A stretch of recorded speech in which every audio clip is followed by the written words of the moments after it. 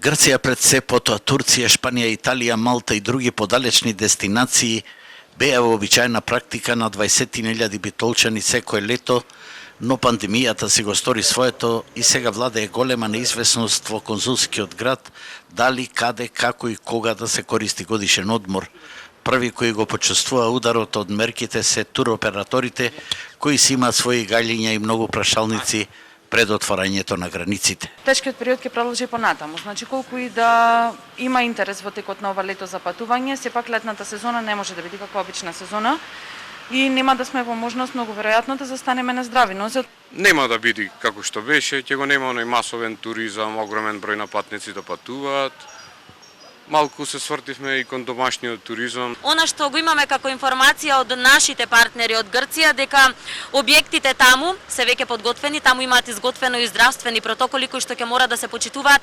Мерките што ги понуди техничката влада не се доволни, но сепак, барем за сега, ниту една туристичка агенција не се откажува од понатамошна работа и нема да ги зголемуваат цените. Искористивме дел од мерките кои не ги понуди државата, нормално ни беа потребни во оваа ситуација како најпогодени.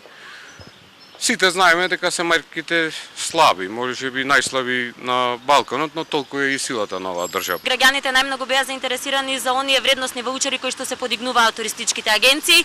Речиси сите наши клиенти ги подигнаа ваучерите, многу малку откажувања се имаше. Ја искористивме мерката за 14.500 плата повработен и 50% од придонесите. Во однос на кредитите, значи одбиени бевме за кредит од COVID-1. Во Битола има 21 туристичка агенција и за нив добриот табер доаѓа од грчките партнери кои за оплатените аранжмани им нудат можност евентуално да ги искористат идната година, ако не можат сега. Најнеизвесен е ризикот за евентуално заболување од COVID-19, бидејќи не постои никаква осигурителна клаузула.